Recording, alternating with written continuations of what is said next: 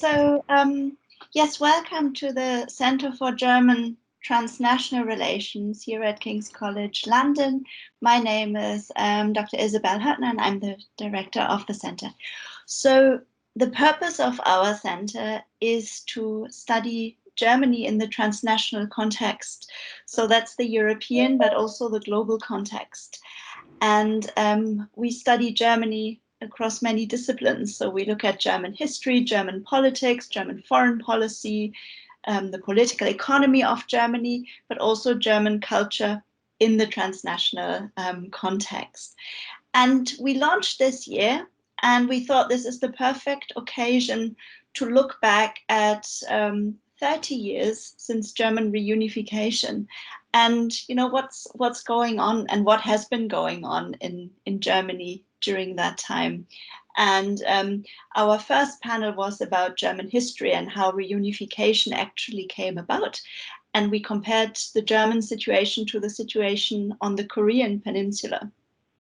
In the at the second event, we looked at German party politics and how they have changed since reunification. Today, we're looking at yet another really important and fascinating aspect, and that is public and elite opinion on military interventions in Germany since reunification. And my colleague, Professor Christoph Meyer, is going to moderate the event, and he will also introduce our distinguished guest speakers. Have I said everything? Yes, the event will be recorded, and please switch your microphones off so that there won't be too much background noise, and ask your questions in the chat, please. So I'm going to hand over to Christoph now. Thank you very much. Thank you very much, Isabel, for this introduction and for getting our center off the ground. We're very pleased to be able to have such a kind of good start in terms of running timely events and the coincidence of the launch of the center with 30 years of German reunification was clearly very fortunate for us. So this session is dedicated to, again, I think a topic that is very timely. There have been growing calls on Germany to take on more responsibilities in security and foreign policy matters from its European allies, who want Germany not just to pay more for its defense, but also to become more active, to shoulder more responsibilities. At the same time, it's the case that there are also a lot of concerns and certainly questions over whether Germany is getting too influential and too dominant within Europe. So the calls for more responsibility and for more activism can also very quickly lead to criticism of not Germany discharging that responsibility in the way that some of its allies and partners want. We know that German history weighs heavily on questions of the use of force. There are debates about the culture of constraint, pacifism, and there are have been a number of occasions when Germany was not willing to support its European allies, and one of the most significant events was, of course, over its non-participation in Libya, and that was clearly a big watershed moment that created a lot of disappointment, certainly in a number of countries. Now we are facing, of course, a new moment of several crises that have affected the EU, and we face also a new context now with a new president going to enter office in January, with the Biden administration shifting towards, I suppose, a more constructive attitude towards the European Union, whereas the Trump administration was, of course, in many ways a shock to Germany. Now, reunification is 30 years ago, and one of the questions is how far have differences between East and West become narrowed over time, And I'm really looking forward to hearing from our dedicated speakers on these broader questions about German attitudes to the use of force, both public and elite opinions on the use of force and attitudes towards the Bundeswehr. First of all, we have Dr. Heiko Biehl, who's the head of the research branch on military sociology at the Bundeswehr Center of Military History and Social Sciences in Potsdam. He held a number of previous academic positions in the German Armed Forces and was also a guest lecturer at the Naval Postgraduate School in Monterey, California. He's been teaching sociology and political science at the University of Potsdam for 2 decades and is an expert on military sociology, public opinion, and security policy. Dr. Bastian Giegerich is the Director of Defense and Military Analysis at the International Institute for Strategic Studies, IISS, where he leads a team that produces the annual flagship publication, The Military Balance, and oversees the development of the Military Balance, an online database. He has worked in the German Federal Ministry of Defense between 2010 and 2015 in research and policy roles, and was also then consulting IISS consulting as a senior fellow on European security. He has a master in political science from Potsdam, University of Potsdam, and a PhD from the LSE. So he's perhaps shifted more towards the hardware side rather than the kind of attitude and a cultural side over time, even though we both published our book a long time ago on German strategic culture and comparative study of strategic cultures in Europe. So he's moved more towards the hardware. Anyway, I'm really excited to listen to our 2 speakers. Both will talk for about 10-15 minutes, and we will then open the floor to questions. I would ask you to pose your intention to ask questions in the chat, and then I will call upon you to either ask the question then orally, or if you're happy for me to just read out the question, that's fine as well. So that's hopefully how we can play this. Okay. So the first speaker to start is Dr. Heiko Biehl. I will try to share the PowerPoint slide that he has prepared.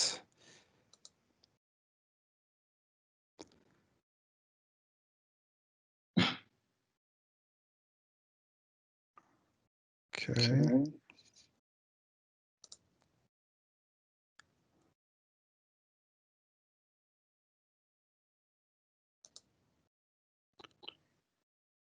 So it hasn't quite worked. Let me try this again. Can you see the PowerPoint slide? Yeah, we can see it. You can see it? Oh, perfect. Well, that's great then. So in that case, just get started and tell me when to switch to the next slide. Yeah, thank you very much, Christoph, and also Isabel for the invitation, a very kind words. It's an honor to present our research and our results here focused on the public opinion on Germany's of Germans on armed forces and security policy, because that's a really core research project that we drive at the Center for Military History and Social Sciences in Potsdam. The invitation to our event today was very focused on military missions, but when you look at Germany's security policy, you see a lot of different issues that are at the table or on the table at the moment. Next slide, please.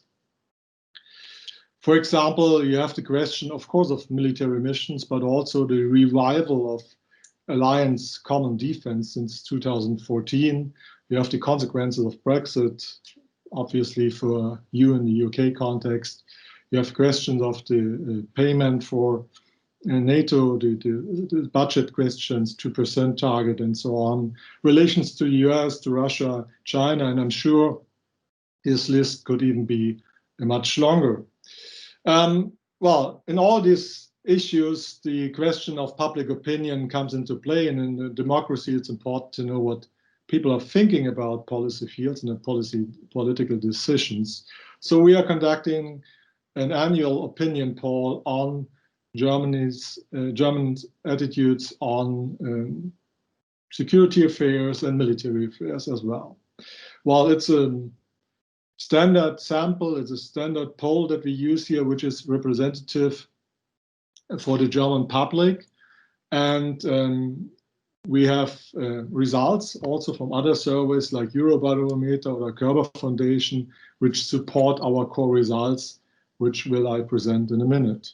And a word in 2020, we are unfortunately, because of corona pandemic, we are a little bit late with our survey in 2020, so I can't present the new data, but you will see we have a long timelines, and I hope this gives you an impression of what Germans are thinking about their armed forces and security policy. Next slide, please. Sometimes in literature you can read words like Germans are pacifistic or Germans are anti-militaristic and so on. I mean, that's simply not true. When you look at the plain attitude towards the German armed forces, towards the Bundeswehr, you can see that there's general a positive attitude towards the Bundeswehr. And this holds true for all groups in society, for all sectors of society, for the young as well as for the old, men and women, also people from Eastern and Western Germany, 30 years after unification. Next slide, please. The same is always true, the stability of support for the armed forces. You can see on this slide, we ask people, what's your general attitude towards the Bundeswehr? And you see blue for positive is always between three quarters and up to 80% of the German population says that they have a really strong and positive attitude towards the armed forces. And that's also confirmed by the Eurobarometer.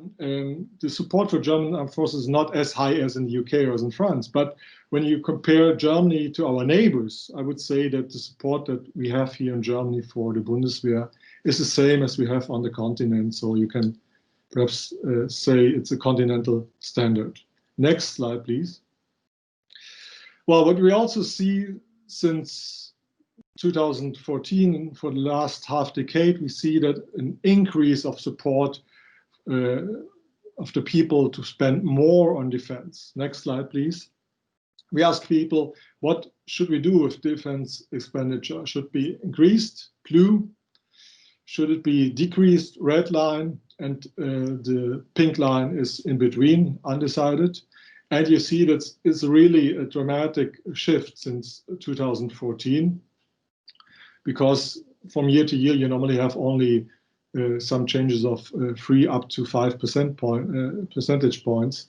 And here you see that from 2013 to 2015, it's a dramatic shift of the public opinion. And it's obviously it's due to Russian intervention in Ukraine and the tensions that we have in Eastern Europe. And it also translates into real political decisions. I mean, and in international context, it's perhaps not so obvious, but in 2014, we've spent 32 billion euros on our defense budget. Nowadays, this year, it's 45 billion, a third higher in increase over 5 years, and it's a lot of money. Next slide, please. Coming to foreign and security policy, we've asked the people, what do they prefer? Do they prefer a more active and interventionist stance, or do they prefer a more isolationist stance and more focus on problem solving at home? Next slide, please.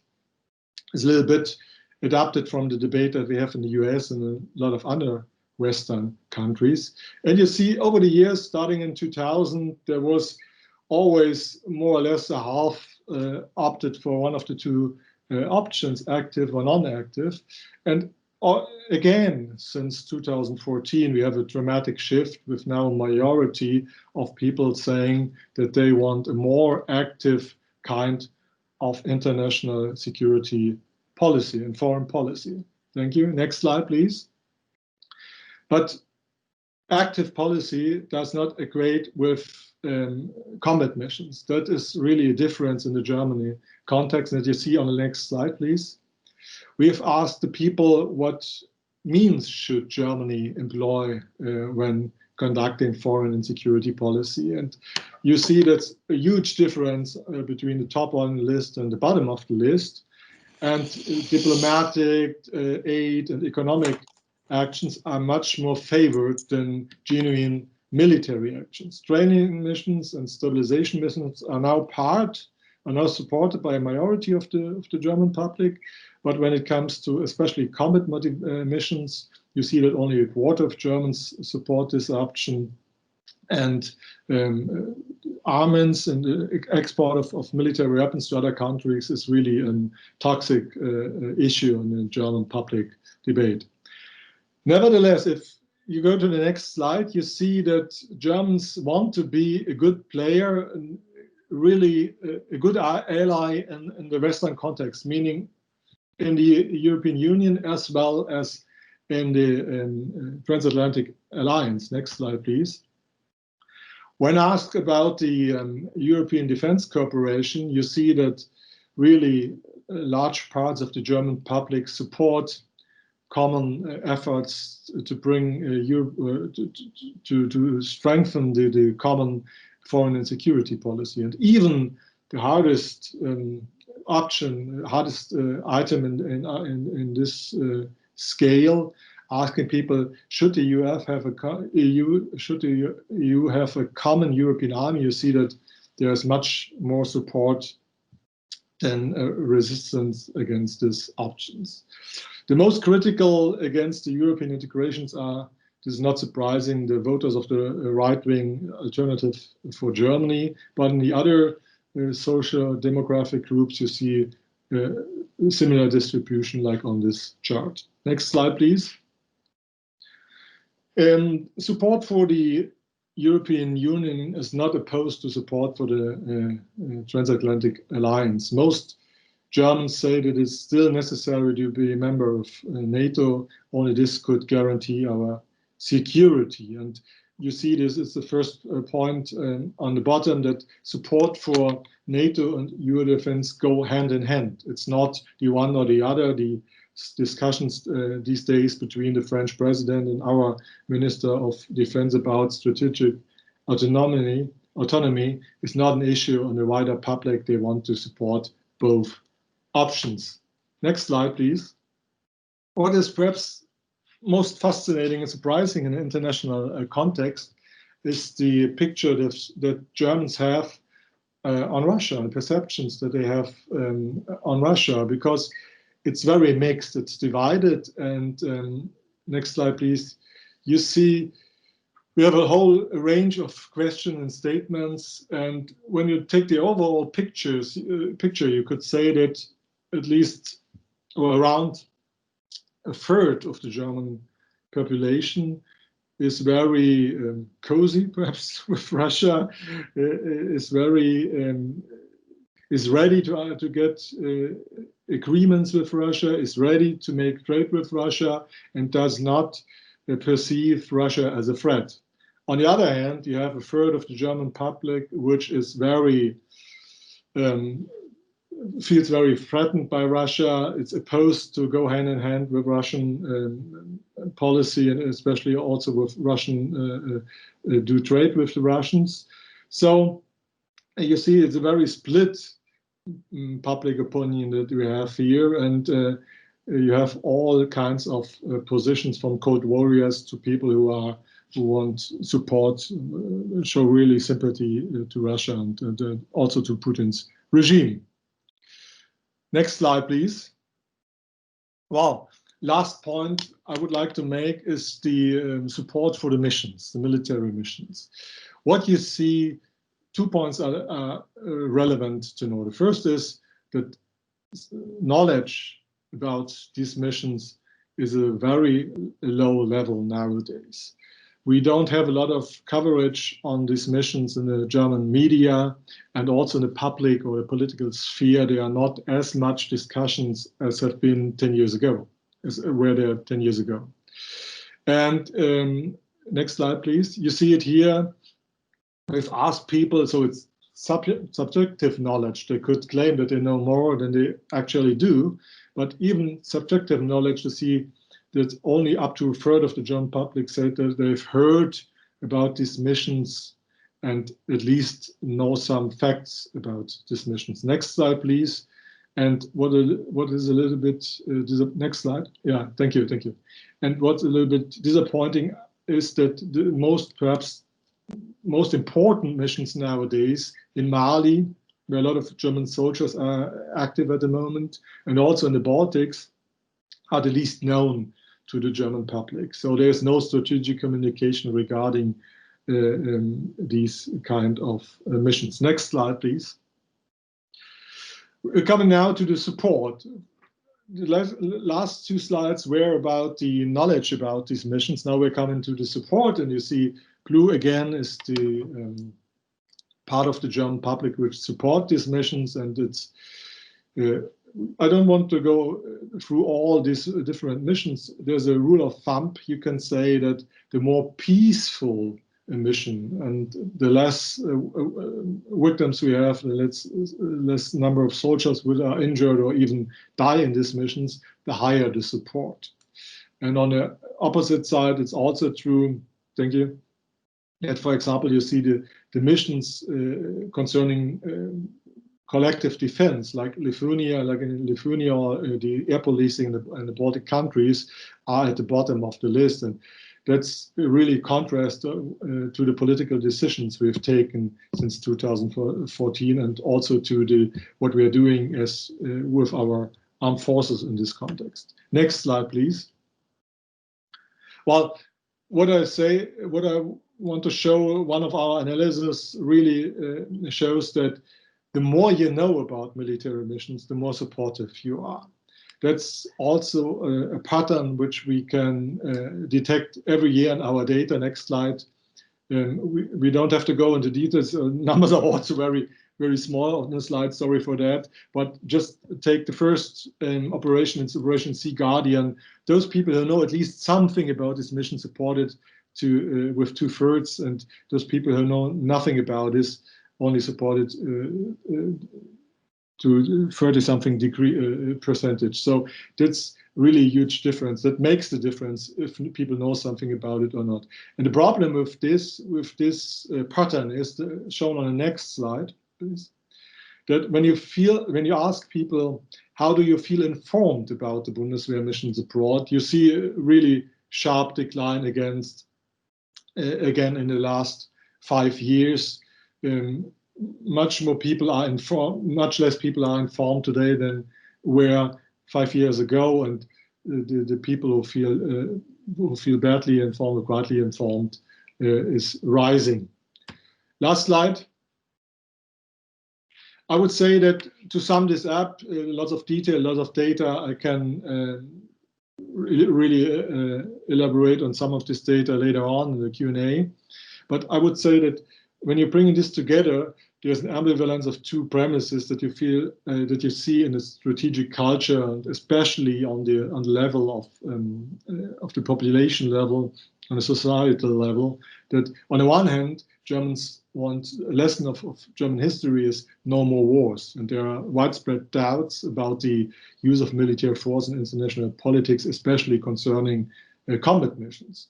On the other hand, we want to be a good ally to our Western partners, want to have a seat at the table, and want to stand firmly at the side of our European and transatlantic partners. And more and more often, these two premises conflict, and there's you have to decide which side to take. Libya, you've already mentioned it, Christoph, is a good example for this. Thank you very much.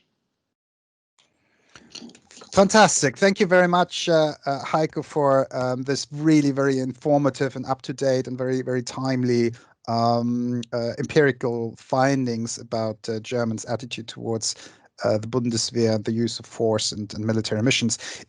If I may just briefly one follow-up question, also because we have, of course, this seminar series as part of the 30 years of reunification. Could you perhaps say one or two more words about any differences between East Germans and West Germans with regard to the use of force and foreign policy? Are these differences significant in particular areas? Have they narrowed over time? And perhaps is it any different to the other differences? Because I know Germans sometimes really agonize a lot over differences in voting pattern between East and West, and why do some parties do so much better in East Germany than they do in West Germany and so forth. So just perhaps a word on that would be, I think, very helpful for the audience. Thank you. Yeah. Thank you very much for this question. It's fascinating because while preparing my presentation, I really have to admit that I didn't give much thought about this, because nowadays we don't have that much differences between the eastern part and the western part in Germany concerning public opinion on security and military affairs. 20 years ago, this picture was completely different, because I remember when I started as a researcher in this field, I remember Sorry? Yeah? Okay. When I started in the early 2000s, there was still the division between East and West about the conduct of the war against Kosovo, because majority of Western citizens supported this war, and a vast majority of Eastern Germans opposed this war. And these differences really vanished along the last 2 decades. What is nowadays, you can see some difference, but the point is that if there are differences, for example, we have slight difference, but not really contrasts, for example, regarding the relationship to Russia. But if there are differences, it's not caused by being a member or a citizen living in Eastern Germany or Western Germany, but by differences of political orientations. You already mentioned that we have really almost opposing party systems in the western and eastern part.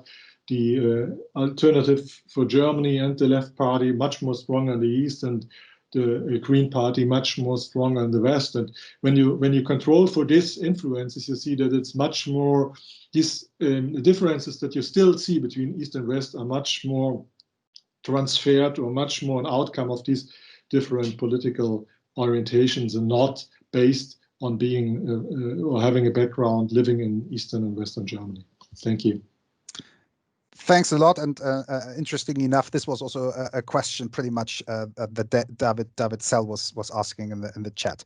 Okay, we'll have opportunities for further questions, but I think I'll pass on to Bastian now for his talk. Christoph, thank you very much, and it's a pleasure to join you here.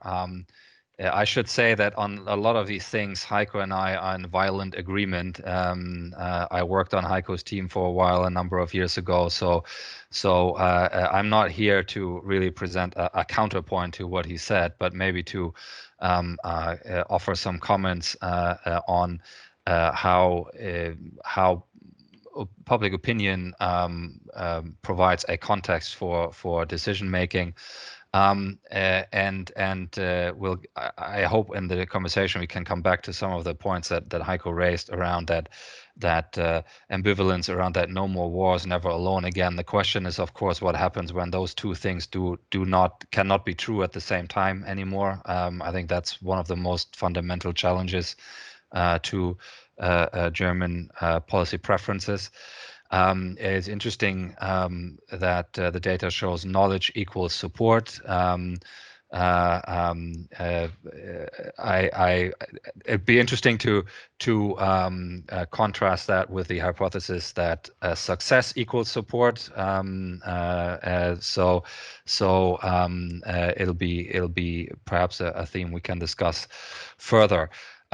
So Heiko brought the polls. I will now bring the opinions and comment a little bit on this. And I think one of the fascinating aspects of German foreign and security policy is really that many partners feel 30 years after unification, Berlin under-delivers if compared to the resources Germany has available as a economically and politically powerful country. And and often one of the reasons that German policymakers advance to explain why that is the case is they will mention at some point public opinion, and they will say, well, the public does not allow us to do more, people will not stand for it. And I think the one of the things that Heiko's data has really shown is that this argument has little, I wouldn't say it has no empirical basis, but it has little empirical basis, and it's actually a lot more complicated. And on the other hand, security defense policy in general and the armed forces in particular are often treated as one of the last bastions of undisturbed decision making, so to speak, by the executive part of government, or at least by a comparatively small group of experts and decision makers, and the so-called strategic community of a country. And I think in liberal democracies, the support of the population's majority as a basic democratic principle, so to speak, should be of relevance to security and defense as well as to the actual use of the armed forces in the way that Heiko has discussed it. And in a time when anybody really with a mobile phone is a potential commentator with global reach as things unfold, and professional journalists maintain a 24-hour drumbeat news cycle, so to speak, matters of war and peace, of defense policy, of the role of the armed forces are clearly, in my view at least, no longer the preserve of that strategic community alone, and it therefore makes it ever more interesting to look at questions of public opinion. So I would say there is a sense that defense has become more political, at least for governments in Western, if I may use that term, liberal democracies. I would say there's a general push or trend that domestic determinants of foreign and security policy have gained prominence in recent years. And public opinion is such a domestic determinant. It is both, I would argue, at least a resource for policymakers, but it is also a constraint for policymakers. So it is clearly among the factors that define what a leader can hope to term acceptable policy and behavior. But I would maintain at least that policymakers will very rarely actually follow public opinion unless it meets their needs. But they will sometimes make decisions that run counter to the majority of the electorate's declared preferences, and that tension is an interesting one to debate. If the public has a shared and by and large unified view of where, for example, external threats are located, and that certain actors, and Heiko discussed this with reference to Russia, do indeed represent a risk to their well-being or possibly even survival, then elected officials will find it easier to allocate resources for defense and do so on a comparatively predictable trajectory, which then, of course, facilitates defense planning and budgeting. And right now we are again in this interesting moment where in the UK, we just had this debate about how can you make defense planning without a multi-year financial framework. In Germany, we are now in the week actually of where the federal budget for next year is being finalized, and long-term planning is always an issue, and public opinion features in those debates as well. And of course, again, and Heiko has alluded to this, in the context of multinational coalitions, whether that's EU or NATO, differences in public threat perceptions will have implications for the cohesion of such groupings, and therefore their ability to conduct military operations effectively, or even just indeed set policy and strategy. And I think NATO and the EU have both shown that to be the case. And just touching upon a couple of points specific points in Heiko's presentation that I found remarkable in terms of the data. On defense spending, I mean, Heiko it depends a bit on how you count, but I've looked at our numbers that we hold. So in that between 2015 and 2020, in real terms, in constant 2015 US dollars, German defense spending grew by about 25%. And the interesting thing is, of course, that there are increases, and the data shows that there's yet appetite for more. Again, this is not something that actually you see much in the public, in the political discourse, where the conversation is much more muted, and it almost looks as if public opinion is ahead of policymakers a little bit here.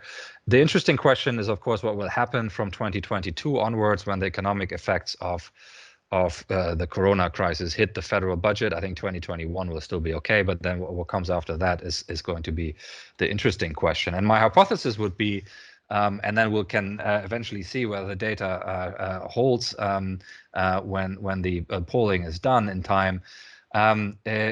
If this shift in attitudes that Heiko's data shows from 2014 onwards is actually driven by a change in threat perceptions, then support for more defense spending should be robust. Actually, it should not collapse despite budget pressure that will emerge, and it would give the policymaking elites room for maneuver, and perhaps more than they like to pretend. The defense spending issue in Germany is contentious. You all know that, but I would say it's not contentious because of public opinion. It is contentious because of party political competition, and that's actually two different things. At least that would be my takeaway from the data. And also what we've seen in the last election campaign in 2017, when arguably that political, not public opinion, but the political consensus that one would at least pursue NATO's defense investment pledge as agreed in 2014 broke down in that election campaign, and it doesn't break down in the public opinion data as Heiko has clearly shown. The other point is Germany's role in the world. The distinction between an active and passive foreign policy, to me, is I'm not sure how meaningful that actually is, because it is a very broad notion. There is, of course, among certain scholars, the view that the elite position of Germany having to take on a greater responsibility, and Christoph, you referred to it in the intro as well, what we all know as the so-called Munich Consensus from the 2014 speeches at the Munich Security Conference.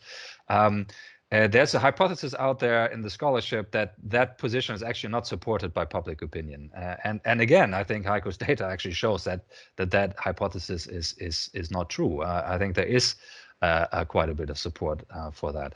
The problem is, of course, that what the data doesn't show is that how do you get from general support to specific action. And a consensus to have an active or a more active foreign policy does not actually generate a consensus to act, and that's the paradox that one, of course, has to close with in policy making. And on the means of foreign security policy, what really is interesting to me is the low level of agreement when it comes to combat missions and arms exports, and I think the wording suggested arms exports even to friendly states. So we're not talking about conflict zones. We're not talking about dubious regimes. I assume friendly states might probably be translated by most people as NATO and EU member states as a start. And combat missions, of course, depends again. Is it combat for counterterrorism purposes? Is it combat for collective defense purposes? Are they the same?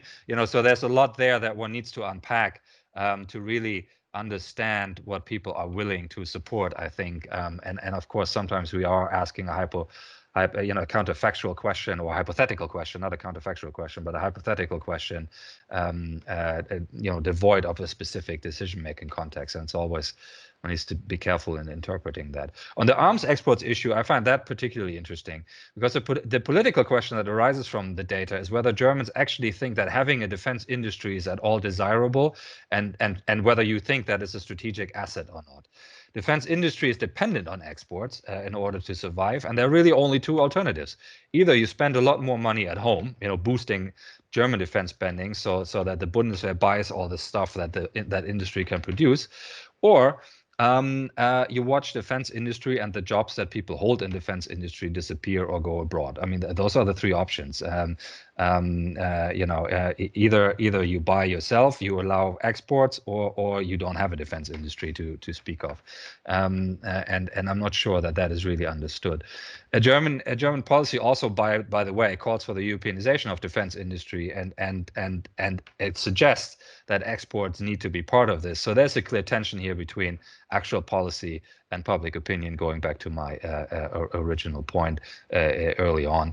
But I think that tension explains why this issue in particular is frequently used as a political mobilization issue in the debate. Finally, knowledge of missions is an interesting one. I mean, I had forgotten about that particular fact, but I think it must be quite disappointing to NATO to realize that 50% of Germans have never heard of the Enhanced Forward Presence mission or Baltic air policing. To remind everybody and I'm sure you all know this, key NATO reassurance missions squarely in the core task of collective defense. And if half of the population doesn't know anything about them, that's a problem. So anyways, let me sum up, because I've been going on for too long. So public opinion, to me, will very rarely prevent a course of action that a government considers essential in security and defense policy.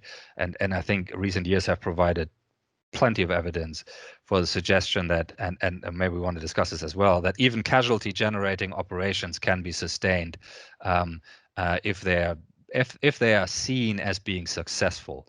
The German data probably doesn't show that very well, but I think British data would suggest that, actually. And again, it goes back to that knowledge versus success question of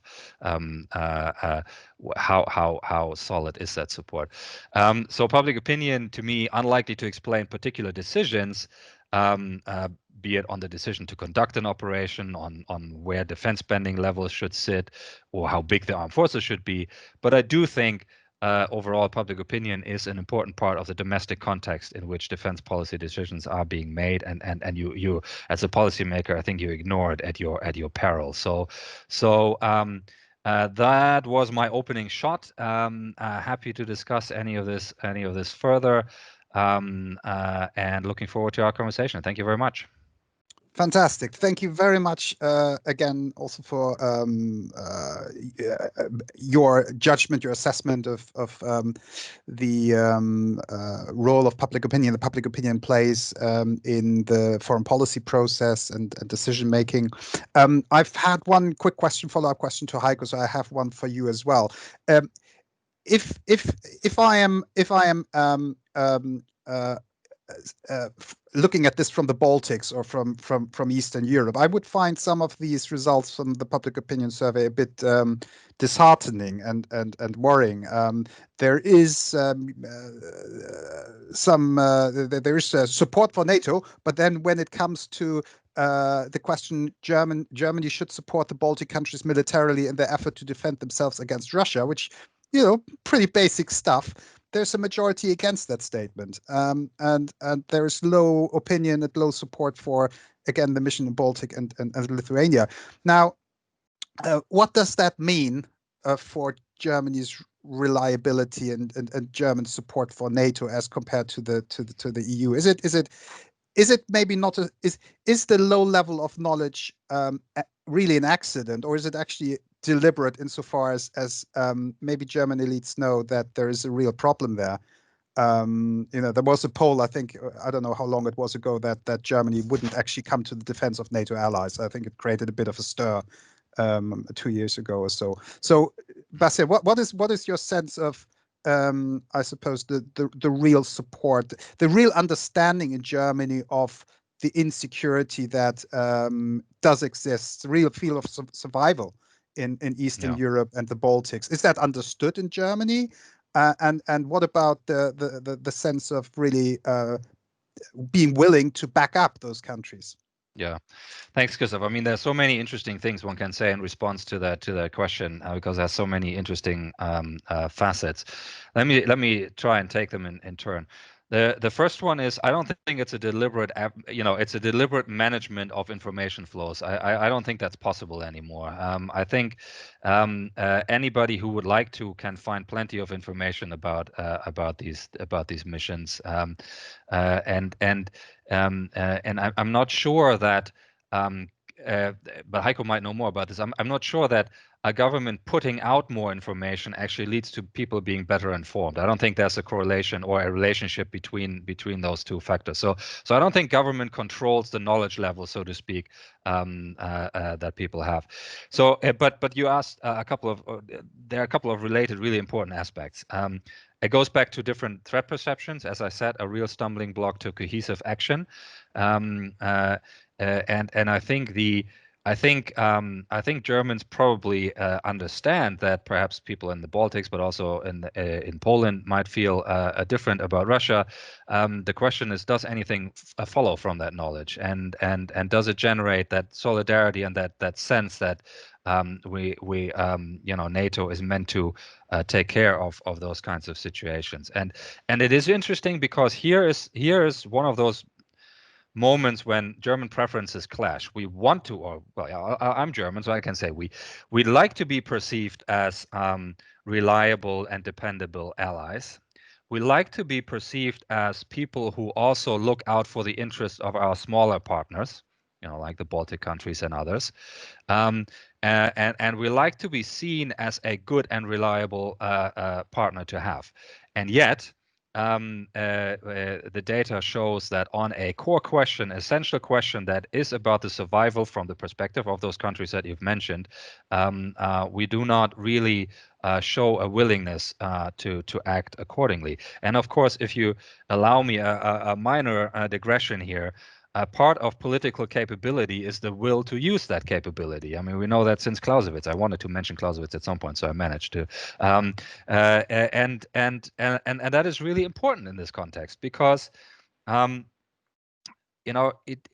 this horror scenario that you hear from a lot of friends and colleagues in Baltic countries, and that is really about Russia creating or grabbing a piece of one of them, or all of one of them, a contained land grab of NATO territory, and then just sits there, stops its advance, just sits there and says to NATO, "Come get us if you're hard enough."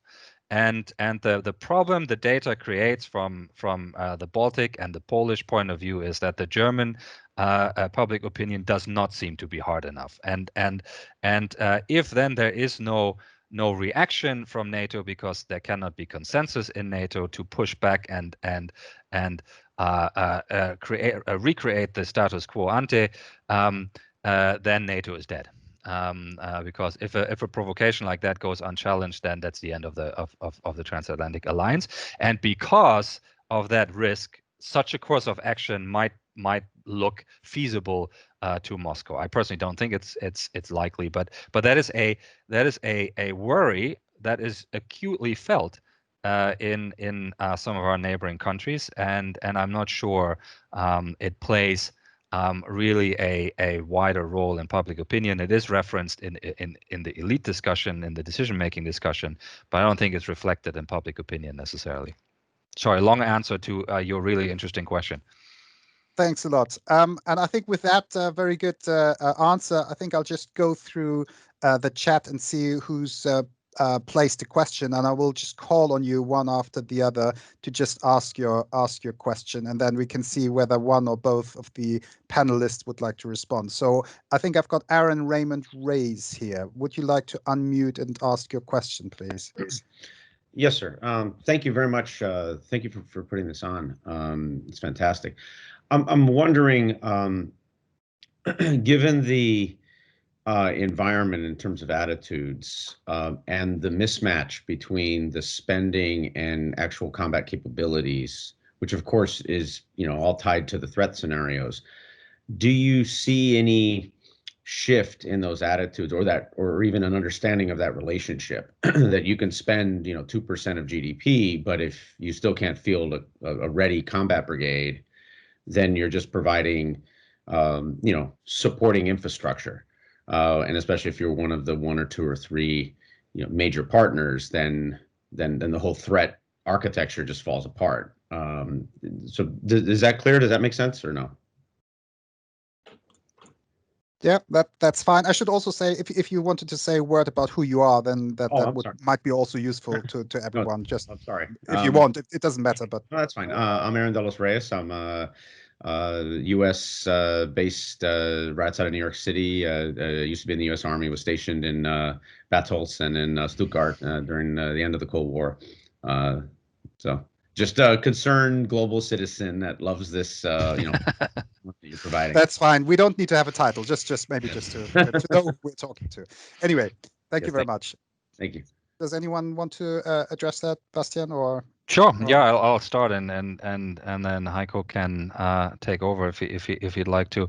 Aaron, thanks. I mean, it's a very valid and really relevant question as well. And so, I mean, there's a conspiracy theory view that actually the kind of dilemma that you alluded to suits Germans just well.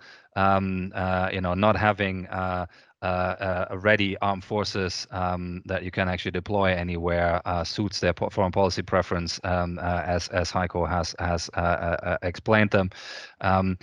I don't actually believe that is the case, and I do think the lack or the awareness of the problem that you've alluded to has grown, and actually. I don't have the public opinion data to back this up, but anecdotally, more and more people are asking, how is it possible that we're spending all this money and getting so little out of it in terms of ready, usable, deployable armed forces? And I don't think people are happy with the imbalance that you alluded to, the failure to translate input into output, if you allow me that crude choice of words, and I think we're seeing some change there. Now, as you know, there was a plan that was defined between 2014 and 2017, which would have made, the ambition is still the plan. The ambition was to remake the German Bundeswehr into the conventional, the dominant conventional land power in Europe that looks east, with 3 fully equipped divisions and up to 8 to 10 combat-capable brigades. And that promise was made to NATO. Until 2017, that fateful electoral campaign, it looked like there was a political consensus behind it. I think that has now weakened, and I think unless, frankly, there is more spending, we will not be able to achieve that goal. What is missing is a clear statement in the public context that this is the purpose of doing this, to become to play that role in NATO, and that is why we're doing it, or that's why it's being pursued. That I don't think is clearly stated, and then it's hard for the public to understand why this particular course of action is pursued.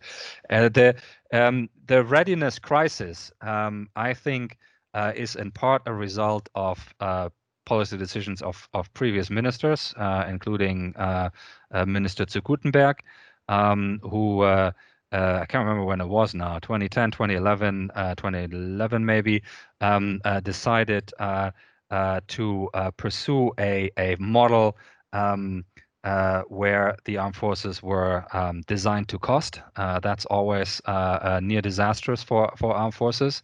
And one of the things that got cut was the ability to maintain repair, overhaul, and all of that, and that is what is now really showing. So, anyways, that's my 2 cents on this very good question. I don't know, Heiko, do you want to pile in? Yeah, perhaps just a short remark, not from my poll data, but from what I know from my micro perspective, because the question you've risen, why so much more input and why not much output, you can feel or you can see on an everyday basis when you're working in these armed forces. I mean, that's a running joke about German bureaucracy, but especially in a German context, German military context. well, from time to time, it's really more than a disaster. We had some scandals also with arms export and procurement in the last few years, and this took time to rehearse all these processes and new structures and so on and so on.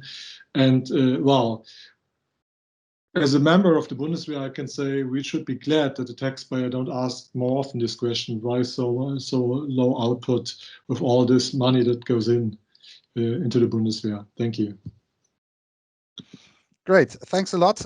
Let's move down the list from hardware again more to the public opinion. So I think the next question from Jeff Bowers-Sox, I think also goes to, I think it goes more to Heiko Biehl. Jeff, would you like to ask your question and unmute?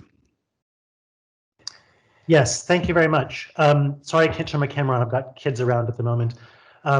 My question was about the equation between knowledge and support for various policies. And I wondered if it couldn't also be the reverse, that support for policies or an inclination to support a more assertive role for the Bundeswehr might then lead to a greater willingness to seek out knowledge, or perhaps to feel like one is informed. And if that has implications for how you talk about how policymakers might then influence public opinion. Yeah, thank you very much for these questions. It's a much more about an insider question relating to data treatment. I would, first of all, I have to admit there is no 100% answer to say knowledge follows support or the other way around. But we have some indications, at least, that knowledge is support is the depending variable and knowledge is the explaining variable. First of all, in our questionnaire, we first ask people about the knowledge of a mission and then ask the support.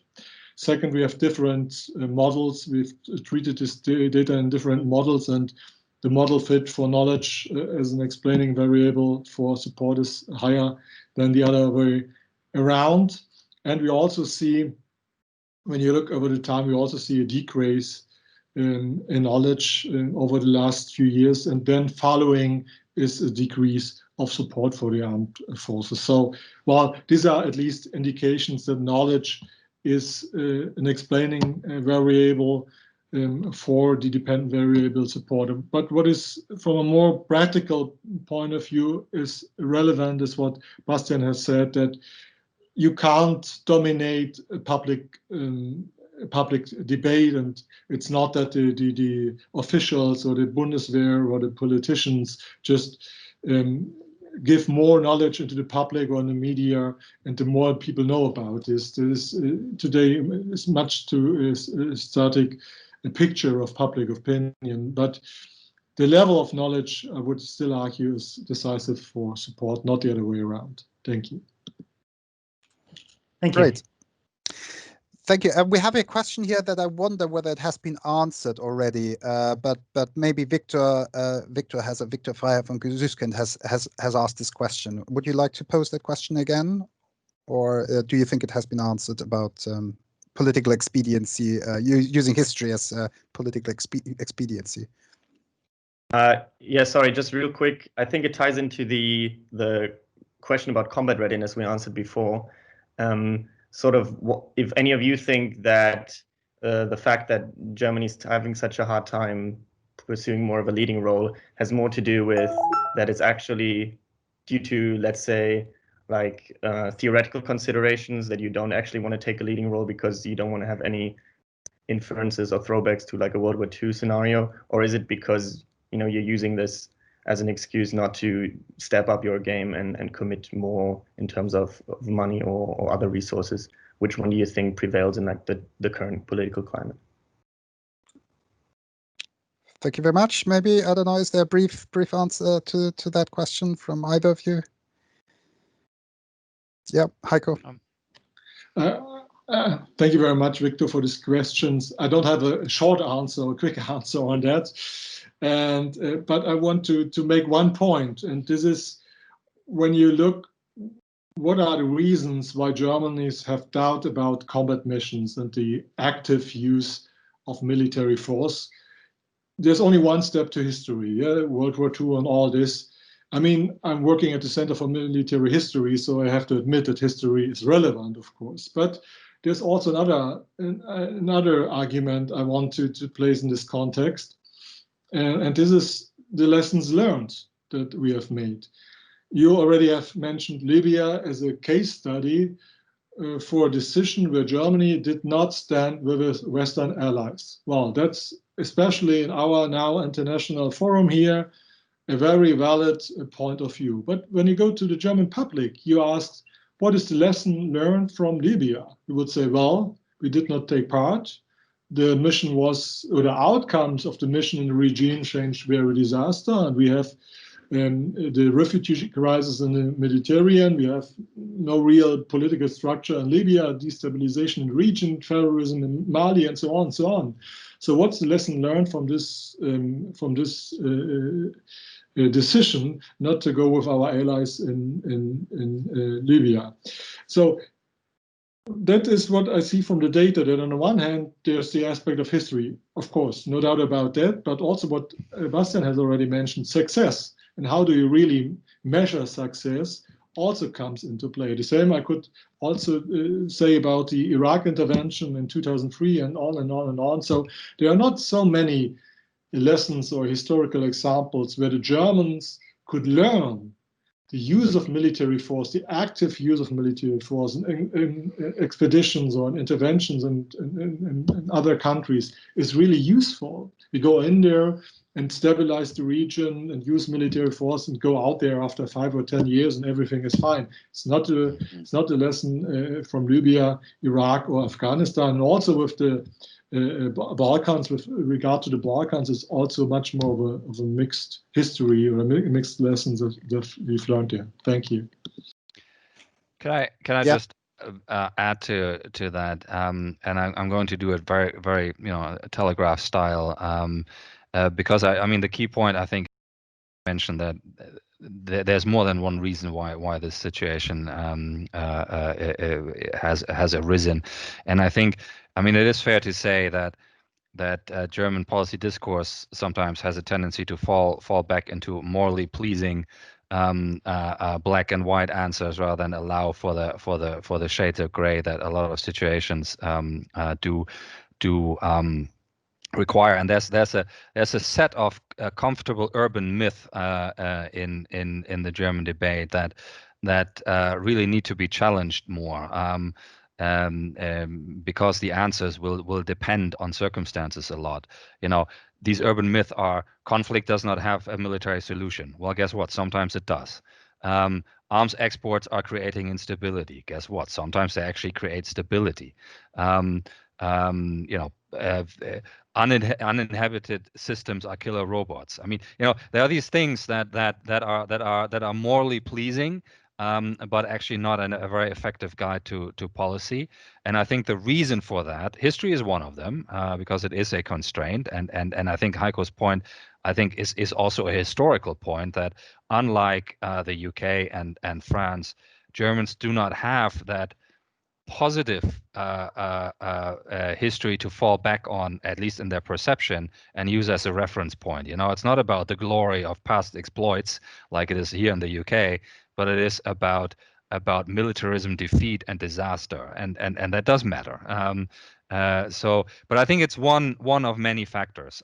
Public opinion we talked about, and the weakness of the permissive consensus. But I think there are others. As an institutional argument, there isn't really a place for strategy in the German system. There's little direction from the center, from the chancellery, and then you have several ministers owning competing parts of the puzzle, and there isn't one place where strategy comes together. There is discourse, expert discourse. There is no Department for War Studies anywhere in Germany, and the discourse is a discourse driven by peace research, regime theory, and conflict studies, and that matters. Actually, what people how people think about these things does matter. And so I think it's all these factors together that combine to form that setting in which a policy gets made. That would be my answer to Victor. Thank you very much for complexifying, I suppose, that particular question. So I think that was very, very welcome. Okay, I think there's a very interesting and timely question around the by Luca on the Greens, because clearly at the moment it looks like Greens and the Union, the Christian Democrats might be the most likely coalition to win in the next election. So so Luca, would you like to ask your question? Sure, yeah, I hope you can hear me now. I'm Luca, calling in from Germany, first year undergrad at King's, but unfortunately studying remotely at the moment. Yeah, I was wondering, obviously predicting at this time is futile, but largely futile. But I was wondering what you think might change if we assume that the next German government will be a coalition between the CDU-CSU and the Greens, which I think current opinion polling suggests.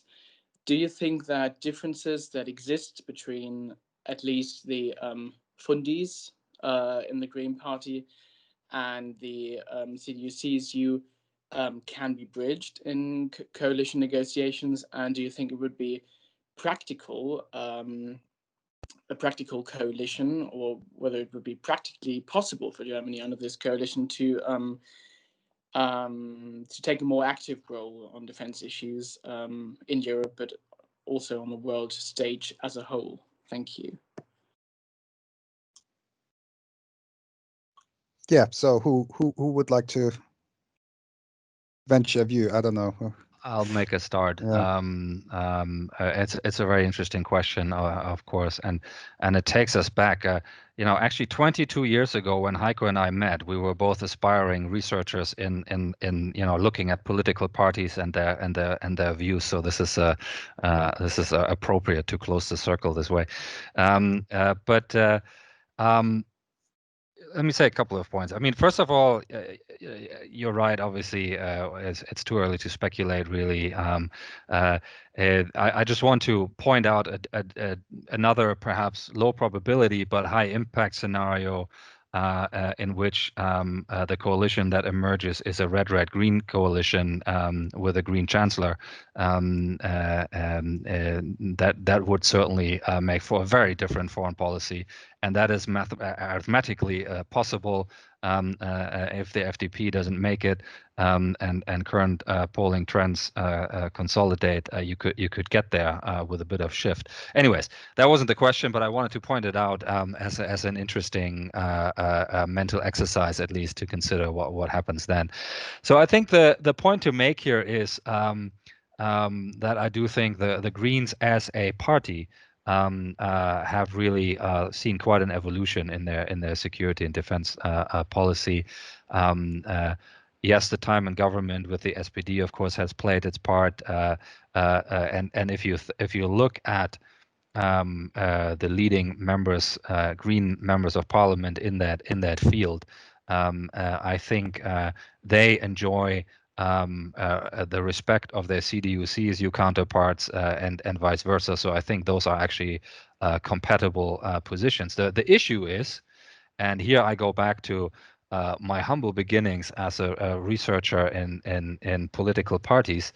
The issue is that party members always have more extreme views than the people who hold offices for that party. I mean, that's something that the data shows, and it's not a German thing. It's a general thing. So the question is, of course, then in how far the base, the Green base, is happy with some of the policy choices that would then come down the tracks. And I think that's an open question. I don't know what the answer to that is, but I think having seen some debates, that featured CDU, CSU, SPD, Greens, and FDP on one panel on foreign and security policy questions, it always struck me that CDU, CSU, and Green members of Parliament on these panels spoke in very similar terms, and there was a lot of compatibility there. So I think that can be made to work. I think the interesting question is is the green, the inner party decision making processes and will amongst members to make compromises in order to grab the coattails of power. Great. Heiko, yeah, briefly. Yeah, just a short follow-up. First, I'm very glad that Bastian still remembers some results from party politic research. But the serious point I would like to make, we are looking with our data on the level of not party members, but at least the voter level. And we break up our results according to the preference for certain parties. And on some issues, really, the contrast between Greens and the conservative parties could be greater. For example, when we have at all some people which are not familiar with military affairs or which have on a day-to-day level some aversions against soldiers and armed forces and tanks and so on, then these are green voters, these fundis that Luca has already mentioned. On the other hand, you see a lot of green voters which are very in favor of an active foreign policy, active not in the sense of military missions as such, but for example of economic aid or development policy, and also military missions, for example, for human rights missions or for catastrophe relief and so on and so on. And remember that the Kosovo War in 1999 was also under a red-green government conducted, and the Greens, the coalition came to a breaking point, and of course there were some constraints, but I think that 20 years after they have already shifted. And one last point with regards to Russia. The Green and the conservative voters are the voters which are the most opposed related to Russia. So perhaps that's the way where they can smoothen a common defense and security policy and focusing on alliance defense. On the other hand, the export of weapons could be a breaking point for such a coalition between the Green and conservative parties, because this topic, the export of weaponries, is really a toxic issue, especially in the Green for Green party members and Green voters. Thank you very much.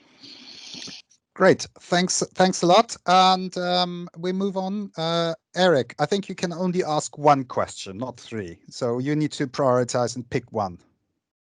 Okay, well, thank you, Christoph. And yeah, so my name is Eric. I'm currently lecturing political science at Sciences Po Lille, and I had the great pleasure of working with Christoph in the InfoCorps project a few years ago. So I'm really happy to see you again.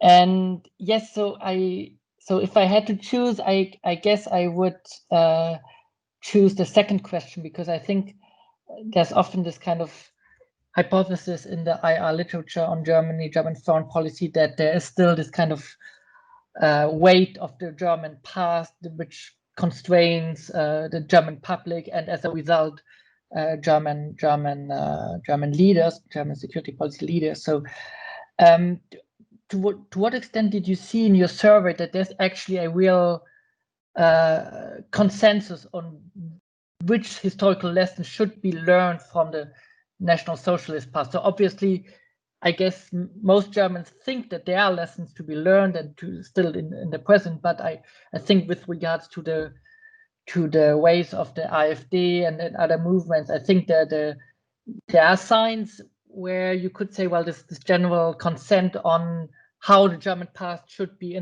interpreted for the present is changing. This consent is maybe disappearing. So I just wanted to know if you have any kind of data or insights on that. Thank you. Thanks, Eric. So I think that was for Heiko. Yeah, thank you very much, Eric, for this very important question. I have to admit that we don't actually have solid data which link current preferences in security and defense policy one-on-one to the lessons learned from our past, especially to the national from the Second World War and from the Nazi regime.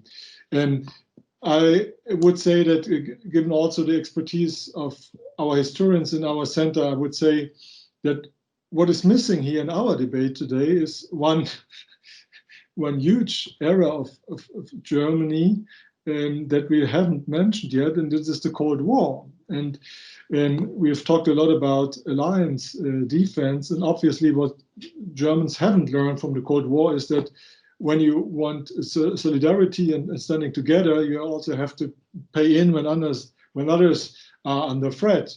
And we were the receivers of the common security umbrella for more than 4 decades, and now we have to contribute to this umbrella, and there are some hesitations. On the other hand, what you also can see, a lesson learned from the Cold War, is that in the collective memory, the Cold War stands for we had armed forces, we had procurement, we had a lot of weapons, we had a lot of soldiers and allies in our country. It was not demilitarized or pacifistic, quite the contrary, but we only planned for defense. We were just used our military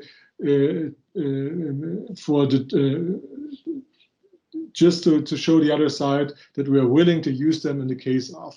And I would say that is really long-lasting in the German collective memory, and goes hand in hand with the lessons that we've learned from the Second World War. So if you use military, don't use it in an active way, but more and more for defense tasks. That's perhaps the lesson from these two areas. Thank you. Great. Thank you very much for this answer. I think we'll just take the last 2 questions together, so to make sure that everyone has had an opportunity to ask their questions, and then we'll wrap up with responses from the panel and myself. So I think the first would be Harry. Great to see you virtually. I think partly your question was answered, but probably not wholly. So Harry, would you go first, and then Duncan with their question?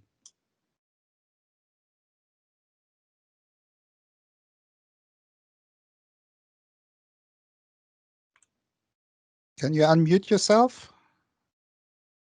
I can't hear you at the moment. I can also read out your question. Okay, I read your question. Okay, so the question is really about the scandals. I suppose some of that related to the contracting and procurement that Bastian already talked about. But there, of course, also there have been some recent scandals, questions about far-right elements, especially in the special forces. Does that then support for the Bundeswehr funding and its operations? I should perhaps briefly add to that. There was, of course, a rather momentous decision, namely to suspend conscription.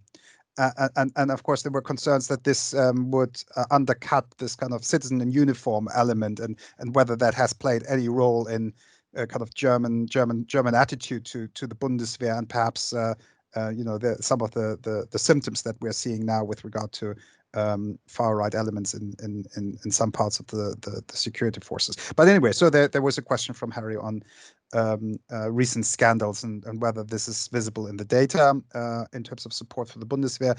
And then Duncan, would you like to unmute yourself and ask your question? Yeah, good evening. I'm Duncan. I'm a student here at War Studies Department, German myself. So my question is, where do you think the aversion to arms export comes from? As I said, I'm German, and my perception living in Germany was that the media sometimes reduce the security policy to arms export. So that's one way to see it. Other way of seeing it might be that it's a topic where people can easily engage on, because they can have a strong opinion, like oppose it. But I want to hear the speaker's opinion on this, if there might have been any indication in the data, or just like the academic reasoning on the topic. Thank you. Great, thank you very much. So you can pick which of the 2 questions you'd like to respond to. Heiko. Yeah, sure. Thank you very much for the question. Perhaps I start. Do we see any reaction of scandals in the data? And when you go, perhaps you can show again the slide, number 4 or 5. Just give me number 5. It's the general attitude towards the Bundeswehr, and we have some slides like this, or some indicators like this, like trust in the Bundeswehr, or support for the Bundeswehr and so on. That's slide 5. And when you see that from year to year, especially regarding the general basis attitude towards the armed forces, there is hardly a reaction at all. So we always, or sometimes we expect some changes because we have this kind of scandal. But especially we have this kind of scandal during we are in the field and conducting our interviews. But nevertheless, it goes up 3% points, and next year it goes down 3% points, or the other way around. So no reaction at all. It's a very robust, stable support for the armed forces. The same holds true for the issue that Christoph has just mentioned. The end of conscription wasn't a deep cut into public opinion regarding to the armed forces.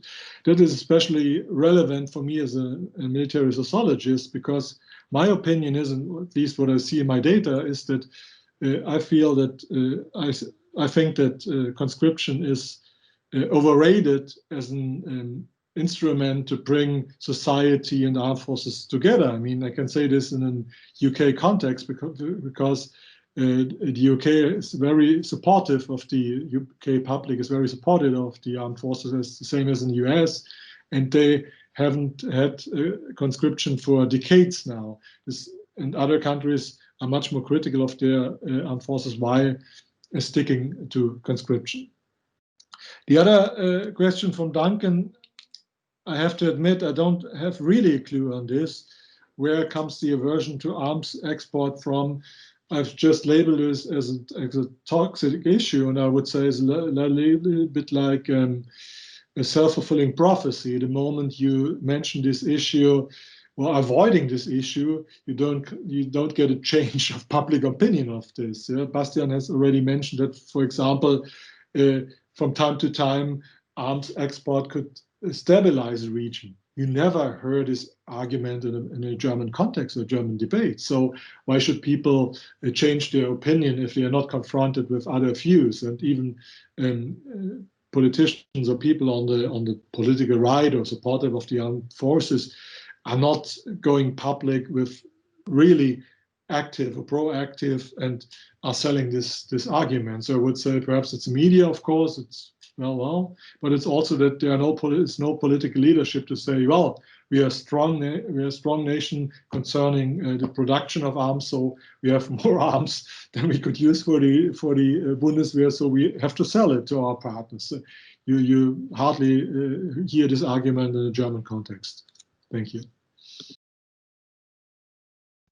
Let me just add a few thoughts to that. And I think on the first question, I mean, Heiko has answered it with the data, and I think there's little else to say. But I do think people can make a distinction, especially in these extremism cases, they can make a distinction between the individuals and the institution, and I think that's one of the reasons why perhaps the data is robust, even in light of challenges like that. And I think actually when politicians sometimes argue that the whole institution has a problem rather than some people in it, that's actually not a popular position. I don't think it has certainly created a problem for Ursula von der Leyen when she was defense minister and got that debate slightly wrong, and others as well. On the arms export question, that's a really interesting one. Why do we have this position? I mean, the Germany pursues a more restrictive arms export policy than almost all partners, and it does create a number of obstacles for defense procurement cooperation. By the way, if you want to cooperate with France on big future combat air systems, main ground combat systems, France wants to export these. I mean, they don't want to just drive around with them themselves. They want to export these. So if you cannot get that aligned, there is no future for European defense collaboration, at least not with German participation. Some partners begin to argue that some products need to be German free so that they don't have to go through German export licensing processes. Some German companies have some of their production outside of Germany, entirely 100% for certain products outside of Germany, so that they can export based on the regulations in whatever other country they are producing these things, some munitions and some other systems.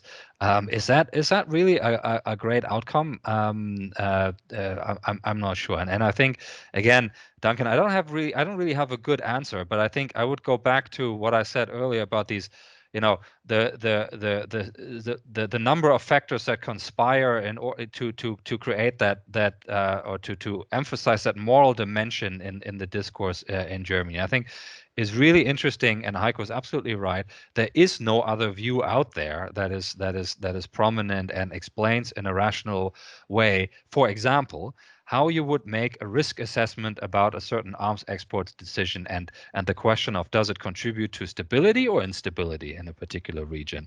People assume it's always one thing, but it isn't. And first of all, it depends on what it is, but it also depends on who you're giving it to and what that regional context is when it arrives, wherever it arrives. But that is not explained. That isn't debated.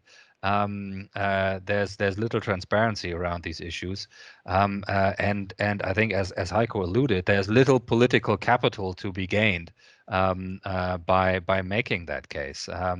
But I do think it is high time Germany needs to come to terms with this.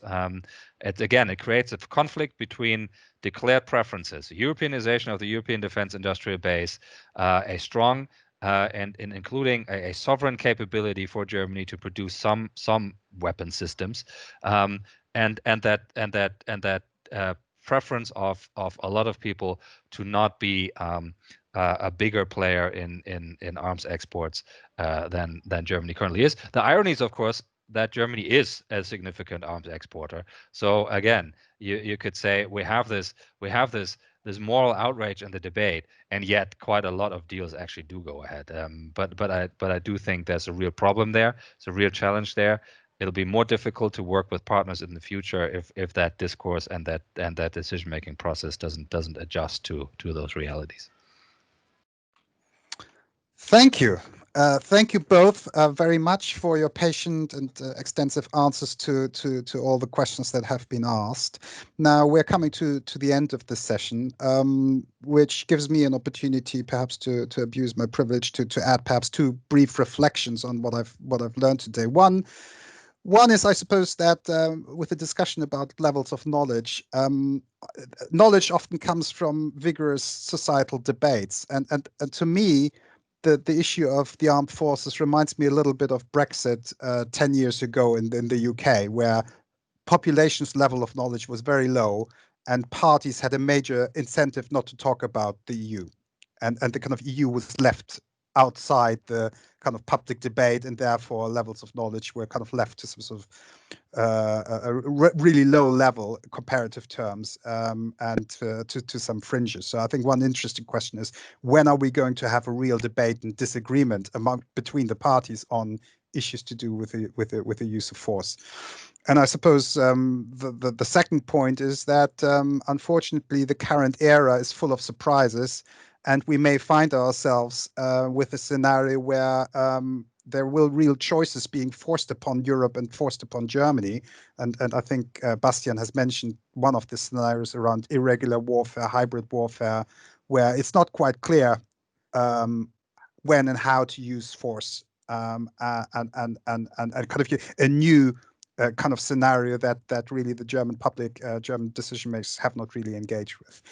Anyway, we can't really address that particular question, but perhaps with that kind of brief linkage to the past of the UK and the kind of the taboo issues in the political landscape, I'd like to conclude this session. I think it's really, really very informative. Thank you very, very much to the panelists for sharing their insights, sharing their research, being very detailed and nuanced in their responses, and thank you to all the participants in the discussion and the very informed questions we've had here. We will post eventually this event on the website, the Center for German Transnational Relations, so the recording will be visible to all those who could not participate or needed to leave early. Thank you very much indeed. Unfortunately, I don't have now kind of a present of wine for you, for the panelists. Maybe we can organize something to be sent to you. But for the moment, let me give you a virtual clap, and I hope we'll continue that discussion. Thank you very much.